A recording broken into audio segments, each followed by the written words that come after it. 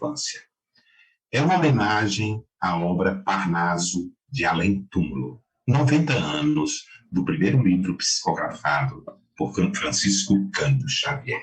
Mas interessante notar que, historicamente, por volta do ano de 1848, em Nova York, em um vilarejo simples e modesto, predominantemente protestante, aconteciam fenômenos que chamou a atenção da comunidade à época. Ficou registrado pela personalidade Conan Doyle, o pai de Sherlock Holmes, como uma grande invasão espiritual organizada. Historicamente, aqueles movimentos, aqueles ruídos, aquelas pancadas que aconteciam de forma rude e aparentemente sem conexão, trazia ali a marca de que os espíritos, a todo custo, por força, por teimosia, por ousadia, marcavam e registravam a sua presença junto aos homens. E através dos movimentos de pancada, das pancadas que com Reps, que começou na noite de 31 de março de 1848, foi possível identificar que aquelas pancadas eram produzidas nada mais pela alma dos homens que viveram na Terra. Ou seja, eles possuíam a mesma personalidade. E a partir dali, o codificador, como um artista que pega uma argila e molda para obter uma obra de arte, dela extraiu um corpo doutrinário surpreendente, dando a nós, otorgando à humanidade a doutrina dos espíritos, esse tratado revelador que nos permite interagir entre ciência, filosofia e religião. O espiritismo estuda as relações existentes entre o mundo físico e o mundo espiritual. De certa forma, essa grande invasão espiritual organizada é o primeiro passo para marcar a presença dos espíritos e estruturar a relação doutrinária que permitiu o surgimento da terceira revelação, o Consolador prometido, a doutrina dos espíritos, chamando a atenção dos homens para a vida e que a vida continua. Numa época em que a humanidade se encontrava meio sem esperança, tanto desesperada, entre as decepções ideológicas e o materialismo imperante, surge a doutrina dos espíritos em abril de 1857. Ou seja, 165 anos depois, nós ainda estamos aqui discutindo o espiritismo. Porém, aqui no Brasil, essa terra abençoada, Pátria do Cruzeiro, no ano de 1932, surge uma nova invasão espiritual organizada. Porque a questão mais principal que deve se destacar é porque as pessoas procuravam identificar os espíritos. Nos movimentos de pancada, algumas pancadas eram suaves e outras embrutecidas, que denotava que a pessoa que produzia, o espírito que produzia a pancada, ou estava com raiva ou estava tranquila. Quando as mesas girantes movimentavam-se, algumas delas se movimentavam com rebeldia, outras pareciam levitar no ar, algumas chegavam a inclinar-se diante de algumas personalidades presentes nos salões parisienses. Ou seja, as mesas não só giravam, elas pareciam ter vida própria e personalidade, porque eram animadas pelos espíritos. E ali se fazia uma leve distinção de acordo com o comportamento das mesas dos espíritos que estavam presentes. Se o comportamento da mesa era dócil, concluía-se que o espírito era dócil. Se era rebelde, que ele possuía boa inclinação. Mas no ano de 1932, aqui no Brasil, o médico Francisco Cândido Xavier lança a obra Parnaso de Além Túmulo. Uma obra simples, que reunia poesias de várias personalidades que haviam passado pela história do Brasil e Portugal. E aí é que entra um detalhe da nova invasão espiritual organizada. Parnaso de Além Túmulo traz essa identidade agora através da poesia. É a poesia que é o canto dos imortais. Porque, na verdade, a gente fala daquilo que possui dentro do coração. E ninguém consegue expressar com mais intensidade o que está dentro do coração do que um poeta. É como se sua alma pudesse exteriorizar-se através dos versos. E ali havia uma identidade. Havia labirintos, Augusto dos Anjos, os seus polissílabos, os versos alexandrinos, mais complexos da língua portuguesa, que inquietavam até o próprio médico. Havia Alta de Souza, a poetisa potiguar, com sua tristeza singular, com seus versos métricos, trazendo poesia e beleza, esperança e consolação àqueles que passavam pela vida em profunda desilusão. O poema que nós gostaríamos de trazer para vocês, para que pudéssemos abrir um leque de interrogativas e de perspectivas em torno dessa grande invasão espiritual organizada que é Parnaso de Além Túmulo, é um poema singular de um poeta simbolista, um período grandioso da história do contexto literário brasileiro, que surgiu na França no século XIX, como oposição ao realismo, ao naturalismo e ao positivismo da época. Era a arte de capturar as verdades mais absolutas, as quais podiam ser obtidas através de métodos indiretos, ou seja, eles eram normalmente metafóricos. O seu estilo era sugestivo e metafórico. Então, os simbolistas tinham normalmente uma profunda tristeza e tinham encontrado se encontravam entre mistérios e o misticismo. E no poema Morte, ele não define quem é o espírito que escreve, apenas ele coloca A.G.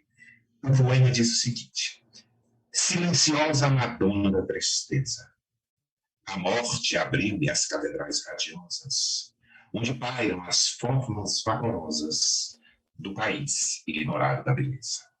No dilúvio de lírios e de rosas, filhos da luz de uma outra natureza, que tornavam no espaço os sutis incêndios das naves harmoniosas. Anja de olhar piedoso, calmo e austero, que traz à terra um tênue reverbero da mansão das estrelas irradias, irmã da paz e da serenidade, que abriu os olhos na imortalidade, a esperança de todos os meus dias. O mais interessante desse poema é que em 3 momentos, no primeiro verso, no 9º verso e no 12º verso, a interpretação do poeta a respeito do desencarne, do desenlace, do desprender-se da vida física, o que normalmente aqui nós chamamos de morte, ele figura simbolicamente na personalidade feminina. Não é por acaso. Na verdade, a morte é uma mulher. Assim como a mulher dá a vida e permite-nos que retornemos ao proscênio terreno, ela mesma assim retira-nos do palco da existência física para que possamos ingressar em outros planos de vida eterna.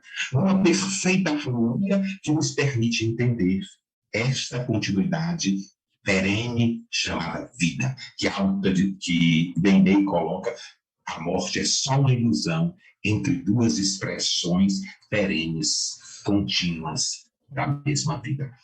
Ou seja, a A.G define dessa forma, o que é interessante observar, que, na verdade, à medida que nós lemos o poema, se você tiver a oportunidade, acesse, pegue o livro, veja uma poesia, engrandece em beleza a vida. Principalmente aquelas que falam da imortalidade, que estabelece esse parâmetro efêmero e o eterno. O poeta aqui está profundamente solitário e triste. Você vê nos 3 últimos versos, né, que é um soneto composto de 14 versos, 4 estrofes, ele diz assim: irmã da paz e da serenidade, que abriu meus olhos na imortalidade, para a esperança de todos os meus dias. Ou seja, era como quem estava tocado por profunda dor da saudade. E desta maneira, após conhecer a imortalidade e a continuidade da vida, ele transcende nesta alegria da bem-aventurança de estar junto com aqueles que muito amam. Então, o contexto do poema de A.G é justamente uma definição simbólica de que a morte, a transformadora dos destinos, é uma mulher que nos promove, às vezes, tristeza, porque nos rompe os laços junto àqueles que nós temos afeição. É uma monja, ou seja, uma santa, uma senhora de piedosa, calma, mas também determinada, perseverante e, por vezes, inflexível.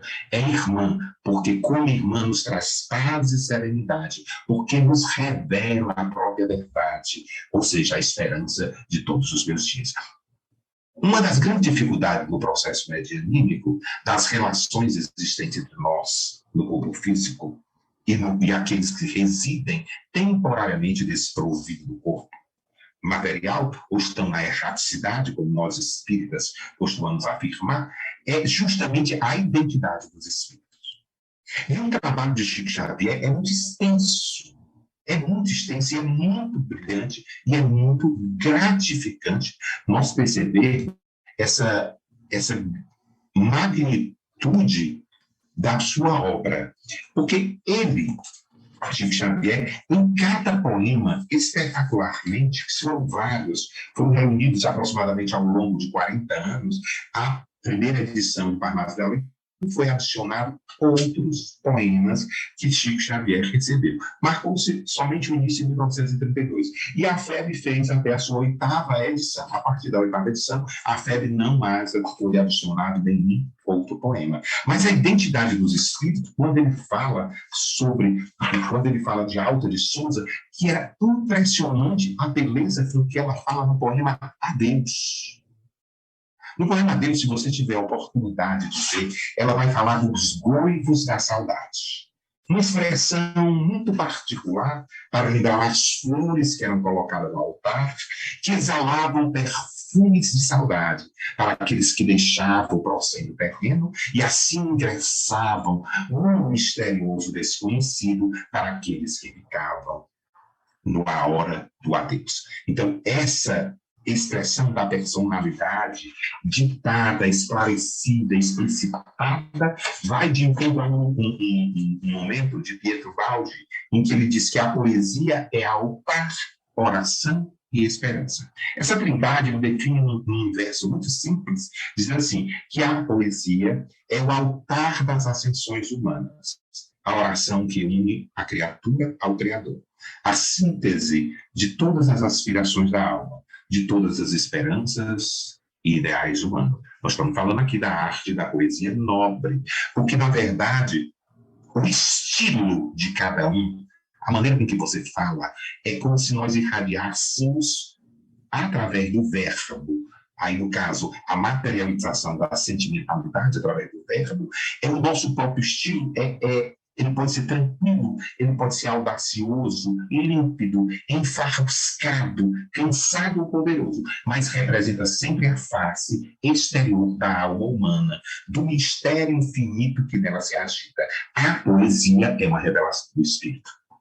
Ou seja, a revelação de espírito. Ou seja, quando você fala com emoção, da emoção que você está sentindo, da maneira que você observa as coisas, você começa a perceber que, na verdade, é o eu mais profundo que existe em você, que começa a espargir-se através da verbalização.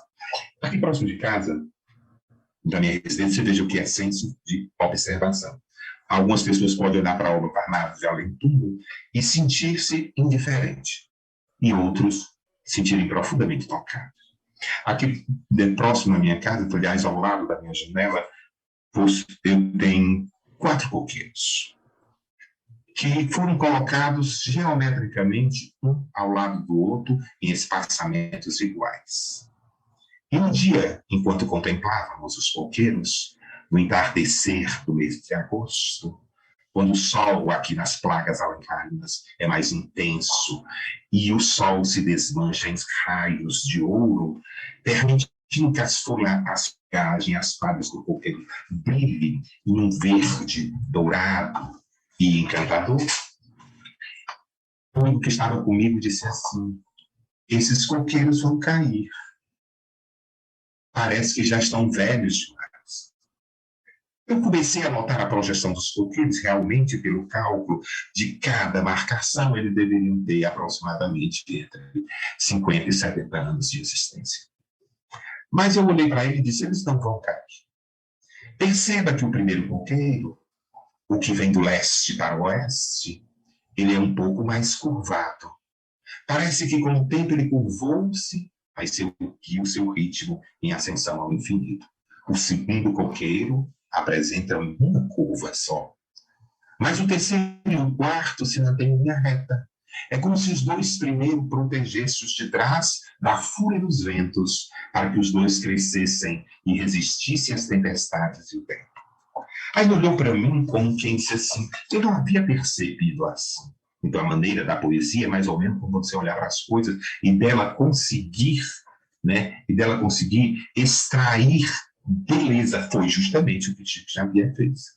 Trouxe para nós uma visão espiritual organizada. E, por conseguinte, esta revelação, essa nova invasão espiritual organizada, que se dá através da poesia, como um marco de 90 anos, do lançamento de Parnaso de Além Túmulo, resiste no Brasil profundas transformações e multiplicações quase que infinitas de estudo, divulgação da doutrina dos espíritos, levando iluminação aos corações humanos, porque leva justamente a certeza de que a vida continua.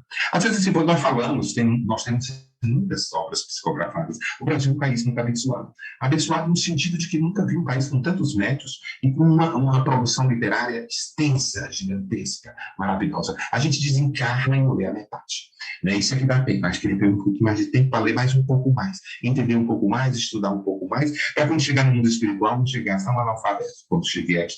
Né? Ou seja, saber um pouco mais da vida, entender como é essa relação existente entre nós e os espíritos. Ou seja, os espíritos que se manifestaram através da obra tinham uma identidade. Ou seja, a morte não não modifica ninguém. A morte, ela apenas revela-nos, mostra-nos quem verdadeiramente nós somos. Ou seja, os nossos hábitos, os nossos gostos, as nossas inquietudes, as nossas indiferenças, nosso amor, nosso ódio, ou seja, nosso sentimento, a personalidade que somos, ela é acrescida a cada vida, ela não se dilui, ela não se destrói. As nossas lágrimas, elas, por mais sinceras, verdadeiras, honestas que possam ser, elas não irão substituir o suor que nós precisamos verter a favor da nossa própria felicidade. Então, assim, morrer não muda o que somos. Revela-nos intensamente o que somos. E por isso há necessidade de termos consciência do que somos, para mudar o que somos e mudarmos para melhor, no sentido de que nós possamos construir a nossa própria paz, nossa alegria, nossa felicidade, que é fruto de responsabilidade pessoal e naturalmente intransferível. Porque às vezes a gente transfere para as pessoas assim, eu sou infeliz por sua causa. Eu digo, ninguém que isso. Eu posso deixar que alguém me faça infeliz? Não, eu permiti ser ferido. Agora, o que é que eu faço com essa dor? É outra coisa. Hoje nós vivemos um momento em que as pessoas, pelo o avanço da tecnologia, parece ter uma necessidade de esbanjar uma felicidade que aparentemente não é deste mundo. Ou seja, para ser feliz também deve existir um pouco de solidão. E na solidão também a gente encontra reflexões profundas que nos ajudam em outros momentos da vida. Então, ler uma poesia, para mim, é uma forma de entender a beleza do que seja a própria vida, né? Aí, entender o que seja a própria vida. Ou seja, tem eu acho que é Tom Jobim, ou não sei se é Tolkien, ele tem uma música que ele tem uns versinhos que eu acho muito interessante, ele diz assim, tem dias que eu fico pensando na vida, e sinceramente não vejo saída. Como é, por exemplo, que dá para entender. A gente mal nasce, começa a morrer. Ninguém nunca sabe que nada se apronta, fazendo de conta, fingindo esquecer, que nada renasce antes que se acabe, e o sol que desponta tem que anoitecer. Aí ele vai lá no fim, termina dizendo assim, sei lá, só sei que é preciso paixão, sei lá, a vida tem sempre razão. Eu achei bonito, ou seja, eu gosto de música, mas eu gosto da poesia que está por trás da música. Então, aqui nessa expressão ele coloca assim, essa necessidade sempre de recomeço é uma percepção espiritual que está na música. Não tem como você mudar, tudo na vida está sempre a recomeçar. Então, assim, qual a grande bênção da obra Parnaso de Além Túmulo? É a ratificação, agora, de uma nova invasão espiritual, conduzida pelo médico Francisco Cândido Xavier, para que nós possamos agora, mais uma vez, termos a certeza dessa continuidade da vida após o desenlace físico. Ou seja, não eram mais espíritos que produziam pancadas, produziam versos. Hoje produzem-se músicas, produzem-se inúmeras manifestações da alma através da interação entre o mundo físico e o mundo espiritual. Então, esse é um dos fatos mais marcantes. Se nós nos debruçarmos sobre a história do Espiritismo, nós vamos perceber a grandeza de cada momento desse, a intensidade desses momentos e como é maravilhoso viver. Porque chegará um momento em que tudo isso necessariamente terá ficado para trás. Eu acho que quem nunca escreveu assim um versinho ou copiou de alguém para dizer para alguém aquilo que não conseguia dizer, porque não conseguia entender, que nascia do próprio coração. Aí o poeta ele faz essa interpretação. Castro Alves falou de uma forma tão redundante. Eu me lembro de Castro Alves no o último livro dele, escrito em vida, que foi Espumas Flutuantes. Castro Alves, quando escreveu Espumas Flutuantes, ele já estava acometido pela peste branca, já retornado do Rio de Janeiro, ou seja, tuberculose, para ir para a Bahia, onde chegava a desencarnar. O livro foi publicado um ano antes dele desencarnar. Ele estava profundamente entristecido, muito entristecido. E vendo, quando ele partiu no navio para a Bahia, ele olhou o rastro de espumas que ficavam na traseira do navio e marcavam um rastro no mar, banhado pelo sol, que decaía lentamente no infinito. E ele percebeu que ali havia um movimento de vida. E ele escreveu Espumas Flutuantes. É ali que ele começa Espumas Flutuantes. E o mais marcante é que ele trava no início, numa dos trechos do livro, ele trava esse diálogo com a morte, em que ele diz assim, a morte mais ou menos diz assim para ele: eu sou a morte, marquei-te o limo, matei-te o limo augusto e forte. Não sentes teu sangue gelar-se em teu seio? Aí ele diz-lhe o poeta: eu cantarei no céu. Ou seja, ali ele entendia que a vida física dele, com 20 e poucos anos, chegava ao fim. Entendia que não havia uma solução do problema físico que ele enfrentava, mas existia uma certeza de imortalidade que o transcenderia além daquela realidade física e passageira que ele estava vivendo. Por isso, o livro me marca profundamente. É Espumas Flutuantes, quer dizer, uma percepção simples. Quantas pessoas observam navios indo e voltando e não entendem que a vida é este movimento? Algumas pessoas chegam nas rodoviárias, nos aeroportos, né, nos postos de embarques e desembarque, ou seja, o mesmo trem da partida também é o mesmo trem da chegada. A vida é esse contínuo vai e vem, seja no plano físico ou espiritual, essas contínuas transformações que marcam a nossa vida, mas também não me permite perder a esperança, porque diz, eu vou morrer, meu filho, todo mundo vai. Isso é uma grande beleza. Agora, quando vai ser, também não quero saber, deixa acontecer. O importante é viver. Viver intensamente, que eu vou viver do mesmo jeito do outro lado. Então, as pessoas às vezes ficam assim, nostálgicas, assim, eu tenho medo da morte. Até mesmo os espíritos de Jorge, eu tenho medo de morrer em umbral. Eu não tenho, não, porque você vai ver. Do jeito que você está, não estou vendo assim, muita melhora, não, vai ver. Então, assim, ou você muda agora, ou não tem como mudar depois. Ou seja, aceita a realidade, sempre vai que eu tenho medo de sofrer depois da morte. Filha, a gente sofre. A questão não é sofrer, é como sofrer.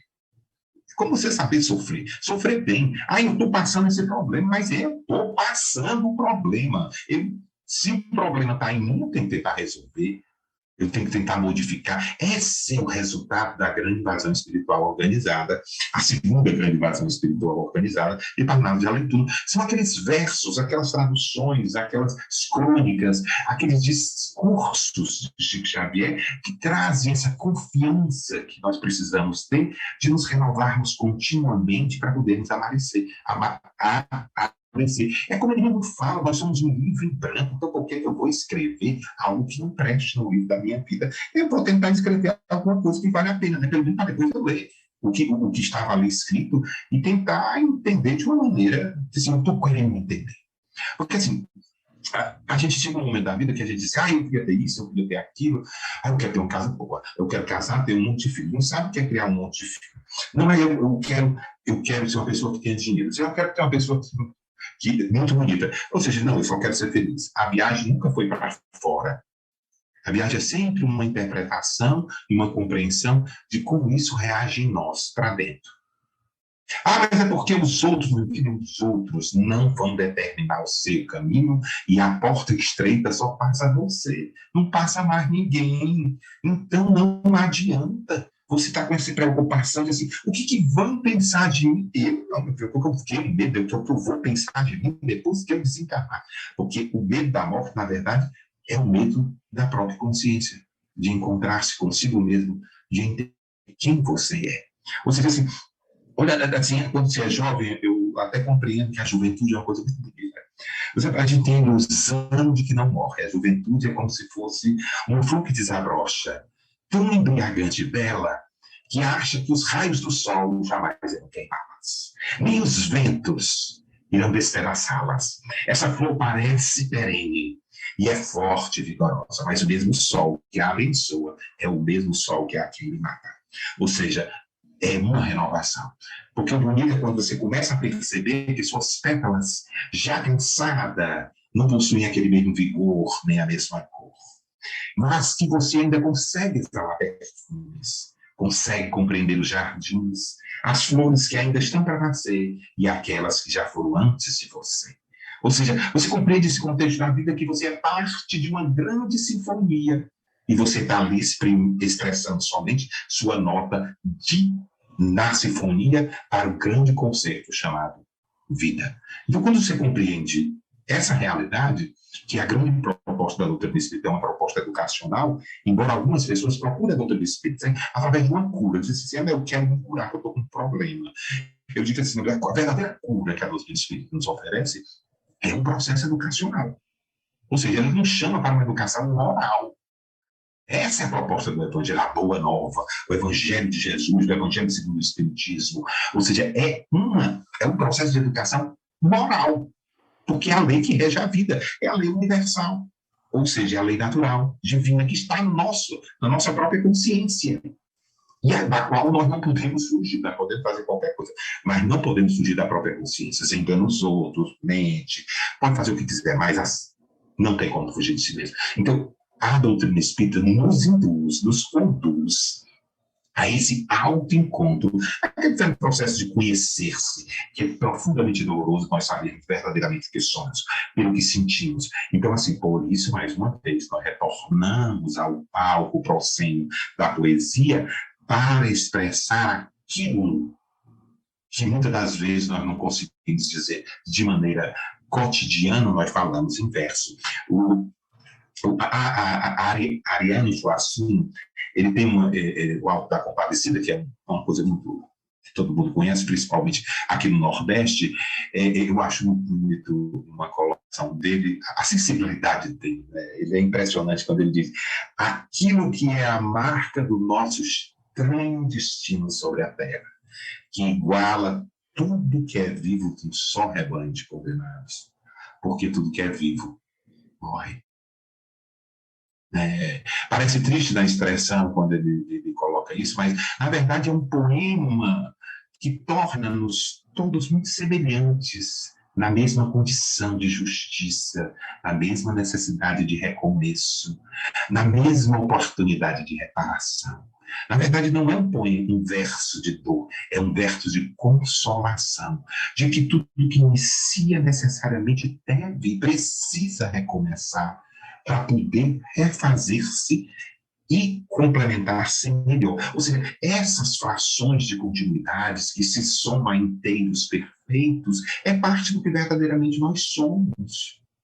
É isso que faz da vida a beleza, por isso a necessidade da compreensão das leis morais. Como eu disse, no capítulo 2 do Evangelho segundo o Espiritismo, tem algo que me chama muita atenção, que eu acho muito bonito, é quando Jesus expressa o seguinte, meu reino não é deste mundo. Né? É uma expressão simples, mas meu reino não é deste mundo. E eu comecei a refletir, se não é deste mundo, deve ser de outro mundo. Né? E se existe outro mundo, é porque existe outra vida. Quer dizer, a questão é muito mais complexa do que, para mim, meu reino não é deste mundo. É como se fosse só dois mundos, não é. Ele só não disse que não era deste que nós estamos habitando, mas que o reino dele existia. E era um reino de vida, de beleza, de paz, de esperança e de harmonia. Mas não era deste mundo. E tanto que ele ratifica posteriormente e confirma numa outra expressão que a felicidade também não pode ser deste mundo. Não é que não exista a felicidade ou nós não possamos nos sentir felizes neste mundo. Mas ela não pode ser permanente devido às nossas condições, devido às nossas estruturas, devido à nossa instabilidade psicoemocional, diante dos nossos medos, diante da nossa ansiedade, da nossa falta de confiança e principalmente da nossa falta de fé, que nós muitas das vezes desacreditamos de nós mesmos e por conseguinte acabamos desacreditando de Deus, né? Então, essa insegurança que nós vivemos, que é natural quando se dá um passo mais à frente, quando você está caminhando um pouquinho mais, quando você está num lugar, está tudo bem, né? Porque você já está ali e você está seguro. Mas dar um passo para frente sempre há uma resistência. A chamada resistência a mudanças. Mudança é um processo da lei, uma decorrência da lei do progresso. Se não inquieta, a gente não sai do lugar. Se dói, a gente muda de posição.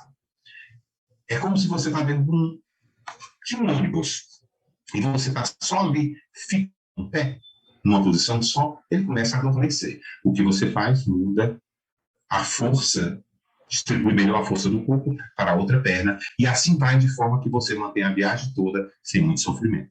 Se não fosse isso, você ia ficar ali e era capaz de perder até a perna. Ou seja, quando inquieta, alguma coisa acontece na nossa vida que às vezes é desafiadora, dolorosa, sofrida, e às vezes isso nos coloca, parece desmoronar tudo que nós construímos, é o melhor momento para recomeçar.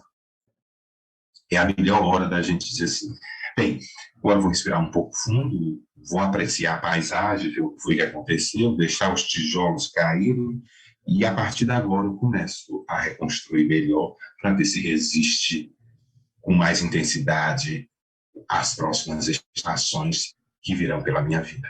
Agora, desistir, não. Então, assim, quando se fala em espiritismo, alguns podem, que estejam nos ouvindo, perguntam assim, por que você é espírita? Assim, eu cheguei no espiritismo, eu cheguei no espiritismo porque eu queria aprender. Eu digo que eu cheguei no espiritismo pelo amor, pela poesia, por essa certeza que ela nos traz de continuidade, essa relação, essa parceria entre compreender o que é efêmero, que é o que nós estamos no momento, diante da beleza daquilo que é eterno. Então, eu gosto, eu me afeiçoo à doutrina espírita pela poesia da imortalidade. É ela que me faz ter esperança de continuidade. É ela que me faz... que ela vai me ela cicatriza as feridas da própria experiência terrena, porque ela me traz a certeza daquela... É como uma mão materna que via o corte através de um sopro, com carinho e afeto, e me permite levanta, caminha e segue adiante. Porque a vida continua e esse mundo todo que tu tá vendo é teu e tu precisa vencê-lo. Cada dia, cada hora, só tu pode fazer isso. Essa beleza que nos traz de continuidade me deixa muito alegre, né? Porque diante da imortalidade. Por isso que eu tenho uma relação assim, muito boa. Eu acho que tem uma relação boa com o que a gente chama tempo, né? Que Emmanuel coloca como o senhor das coisas transitórias, né? Eu acho lindo essa adjetivação do guia de Chico Xavier, quando pergunta o que é o tempo, ele diz é o senhor das coisas transitórias. E eu conversava com um amigo, quando falávamos a respeito da morte, né? Essa senhora, a Madonna da tristeza, como diz o poeta A.G., ele diz assim, se a morte era solteira, ele me fez essa pergunta, eu digo, não, de jeito nenhum. Uma mulher doente dessa não podia ser solteira. Ela é casada com o tempo. Porque se ela não chegar antes, o tempo chega. E quando o tempo chega, ela também vem junto. Ela não vai andar sozinha. Né? Ou seja, então, relacionar-se com o tempo e se relacionar bem, sabendo o valor das horas, é importantíssimo para que a gente consiga compreender assim, eu não tenho tempo de estudar. O livro dos Espíritos, eu conheço alguns companheiros muito queridos e amados, e aqui me cabe uma crítica. Esse Jorge, eu não consegui ler nem a metade do livro dos Espíritos, tá? Que há 20 anos ainda não leu a metade. Desencarna e não leu o resto, né? Porque só são 1.019 interrogativas, né? 20 anos já passou, tá? Dava para ler uma por dia, ou seja, assim, é uma questão de determinação. Eu preciso conhecer isso. Então, eu vou ler uma questão todo dia, uma página todo dia, um capítulo, se preciso for. Mas eu preciso me enriquecer. Se você soubesse, quem já leu uma obra romanceada, vamos dizer, falando dos romances clássicos de Emmanuel, ou mesmo Filomeno de Miranda, através desse grande expoente que é Divaldo Pereira Franco, a quem nós muito admiramos pelo muito que fez pela divulgação da luta espírita, você se sente, até porque as obras de Filomeno de Miranda são muito marcadas, né, pela presença augusta de Adolfo Bezerra de Menezes Cavalcante, o cearense Adolfo Bezerra de Menezes Cavalcante. Então, ele registra com muita intensidade a vida, o socorro, o atendimento aos necessitados, tanto no plano físico quanto no plano espiritual. Quando você começa a ler esses romances, gente, é impressionante como uma boa leitura muda a química do seu cérebro e até dormir você passa a dormir melhor. Às vezes você diz assim, eu estou tão preocupado de fazer alguma coisa que preste. Sai dessa televisão, largue esse WhatsApp, criatura, esse Instagram acabar contigo. Porque você vê a pessoa... Eu tenho uma situação que aconteceu comigo, muito interessante. Interessante não é assim, um momento que eu tiro de proveito para mim mesmo. Eu, aqui próximo, no shopping aqui em Fortaleza, eu tive a necessidade de comprar um livro. E só tinha lá, eu digo, eu estou precisando, eu vou comprar esse livro, é hoje. Né? Porque uma das coisas que eu gosto é comprar livro. Né? Não tem como eu gosto de comprar mais livro. Aí, quando assim, de longe, gente, eu não existe nada mais agradável do que você passar muito tempo sem ver uma pessoa. Porque quando você passa muito tempo sem ver uma pessoa, é natural que na primeira impressão você, no seu inconsciente, está a imagem da última vez que você viu a pessoa, né? Eu acho que é assim. Aí, quando essa minha amiga me viu, que fez faculdade comigo, ela disse assim, eu notei logo a cara de decepção, de ai, meu Deus do céu, hoje é meu dia, eu pensei logo comigo, ela assim, Jorge, pelo amor de Deus, criatura, que bom te ver, mas num tom de tristeza. Pelo amor de Deus, que bom te ver. Aí me deu um abraço e disse assim, criatura que está muito corpo, que diabo foi que aconteceu contigo? E já foi me puxando para sentar como se eu não conseguisse ficar em pé, né? E eu nem tô essas coisas todas, feliz, belo, querido. Aí eu disse assim, pois é, criatura, eu que bom te ver também, foi aquela formalidade, eu disse assim, você sabe qual é o meu objetivo hoje, depois de uma breve apresentação, eu digo, é caber no caixão.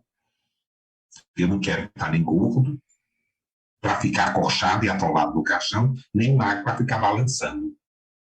Em outras palavras, claro que foi uma briga, nós rimos, depois saímos para tomar um café. Eu quis dizer que eu tenho que estar em paz comigo mesmo.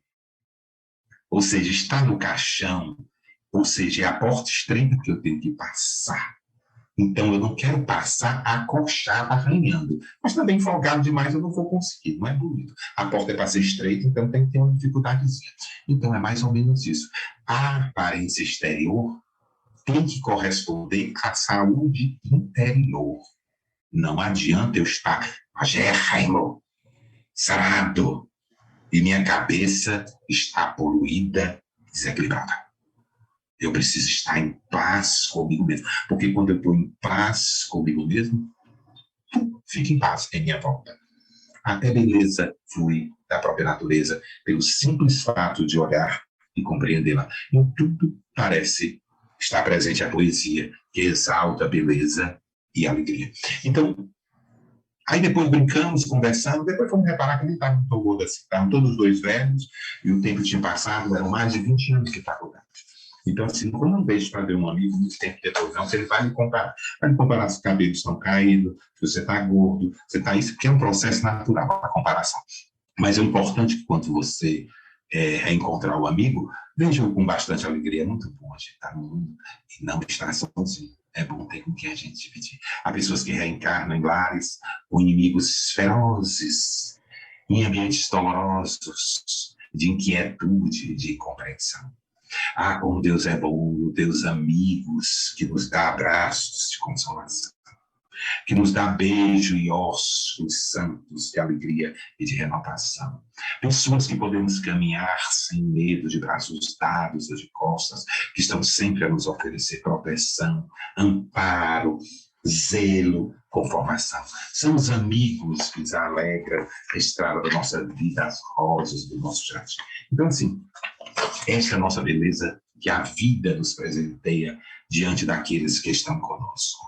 O poeta A.G, na poesia Morte, inserta na obra Parnaso de Além Túmulo que este ano, 90 anos de sua primeira edição, no ano de 1932, pelo grande médico Francisco Cândido Xavier, registra de forma irrefutável uma nova invasão espiritual organizada. Não mais nos moldes de outrora, da primeira que ocorrera em 1848, marcada pelos fenômenos de Hydesville, um vilarejo próximo a Nova York, em que as irmãs Fox, de maneira marcante naquela noite, de ideologia metodista, através de movimentos de pancadas repetidos e coordenados, traçavam um diálogo com a entidade que se dizia e estava enterrada ali, na casa Sótão. A partir dali, marca-se na história da Terra um grande movimento em que os espíritos cada vez mais perdem a vergonha e abraçam os homens através das mesas girantes, dos fenômenos de materialização, de transporte, de evocação, do magnetismo até sensibilizar aquele que seria um codificador para a elaboração da doutrina espírita. Daquela época para cá, em 1932, a vida já preparava um novo renascer. Agora era um outro estilo, era mais a solidão de um médium muito jovem, diante de um fenômeno que ele nem mesmo compreendia. Diversos que lhe chegavam prontos, e outros que pareciam brotar do pranto. E ele escrevia sem dar. Ele não tinha cultura para compreender a diversidade literária que estava em suas mãos. Até que foi analisado, e ele lança em 1932, aquilo que nós consideramos a invasão espiritual organizada ao canto do verbo, né? O verbo encantado, a poesia, para que nós pudéssemos ter novamente a certeza, agora já na pátria do Cruzeiro, esta continuidade da vida. Então, A.G, que não se define, ele coloca a silenciosa Madonna da tristeza. A morte abriu-me as catedrais radiosas, onde pairam as formas vaporosas do país ignorado da beleza. Um dilúvio de lírios e de rosas, filhos da luz de outra natureza, que entornavam no espaço a sutileza dos incensos das naves harmoniosa, monja de olhar piedoso, calmo e austero, que traz à terra um terno reverbero da mansão das estrelas irradias, irmã da paz e da serenidade, que abriu meus olhos na imortalidade, a esperança de todos os meus dias. É o que eu acho bonito. Quando eu desencarnar, eu acho que eu vou escrever algum corpo a alguém. Mas também não vou dizer quem é que está escrevendo. Mas as pessoas percebem que sou eu, a identidade do espírito, né? Às vezes, assim, se eu tivesse mudado aqui, óbvio, lá aqui, mas seria mais fácil as pessoas perceberem. Mas não, aqui não tem. É um simbolista definindo a figura materna, a morte na forma de uma figura materna. O autor transcende, ao vestir a morte, metaforicamente feminina. Por isso, nós devemos tratá-la com carinho. Mulher não se trata com desafio, a gente trata com sutileza, com beleza, com alegria, né? Então, é assim que a gente deve tratar a vida, com a ternura de nossas próprias dores, entendendo que tudo aquilo que nós vivemos passa. Eu agradeço sinceramente os instantes, que foram poucos, nesse momento tão singelo em que a vida nos proporcionou esse encontro. E para registrar em seus instantes finais, gostaríamos de evocar, numa prece singela e terna, a presença de Jesus nos nossos lares e em nossas vidas, para que nós não nos esqueçamos nunca do mais lindo poema já cantado na terra, o poema das bem-aventuranças, para que nós encontremos força diante das desesperanças e paz diante dos desassossegos. Que nós possamos atravessar o campo de batalha sem revidar, sem nos revoltar, sem nos entristecer. E se as lágrimas chegarem a correr, que possamos mesmo assim agradecer a certeza de que isso tudo também vai passar. Senhor Jesus, nós nunca nos esquecemos, apesar dos anos já passados, das vidas e séculos que experimentamos, tua promessa ainda é canto que sopra com o próprio vento, a dizer-nos no coração que estás em nós e continua por nós, a conduzir-nos no caminho da salvação. Preenche nossos espaços, ama-nos nossa vida, dai-nos força, discernimento e coragem para vencer os próprios desafios, para que um dia, à semelhança de ti, no momento mais angustiante de tua existência junto a nós, possamos, após a consciência tranquila, dizermos do fundo do coração: Senhor, em tuas mãos entrego o meu espírito. Muito obrigado.